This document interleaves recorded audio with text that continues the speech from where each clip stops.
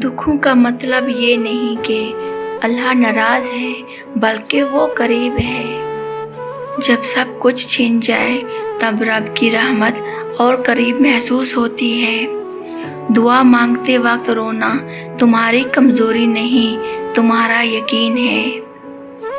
अल्लाह वो आवाज़ भी सुनता है जो दिल में दबाए फिरते हो। जिनकी दुआएं खामोश होती हैं उनके नसीब बदलते हैं।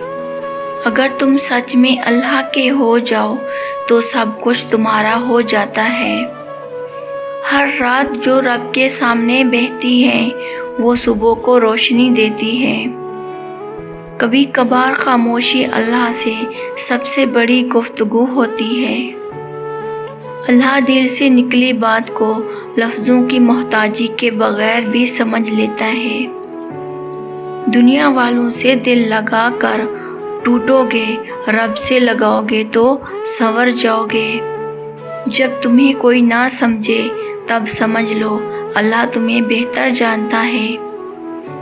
दिल का दर्द ज़ुबान से नहीं सजदे से बयान होता है। बाज़ औक़ात अल्लाह हमें थोड़ा तोड़ता है ताकि मुकम्मल जोड़ दे। वो रब तुम्हारी आहों को भी इबादत बना देता है। रब से मांगने वाला कभी खाली हाथ नहीं लौटता, चाहे देर लगे। लोग भूल जाते हैं, रब नहीं। वो रब जो तुम्हारे आंसू गिन रहा है, तुम्हारे लिए बेहतरी भी लिख रहा है। हर दुआ का वक्त मुकर्रर है, जल्दी मत करो। दिल की सच्ची आवाज़ रब तक फ़ौरन पहुंचती है। तुमने जिन चीज़ों के लिए रोकर दुआ की है, रब वही तुम्हारे लिए चुनता है जो बेहतर हो। अल्लाह से मांगना कभी शर्मिंदगी नहीं, ये फ़ख्र है कि तुम उसके बंदे हो। जब सब साथ छोड़ दें अल्लाह तब साथ देता है। अल्लाह हर दिल की गहराई से वाकिफ़ है, चाहे वो कुछ ना कहे। दुआओं में ताकत है, वो नसीब बदल सकती है। जो लोग रब से रोक कर मांगते हैं वो कभी खाली हाथ नहीं लौटते।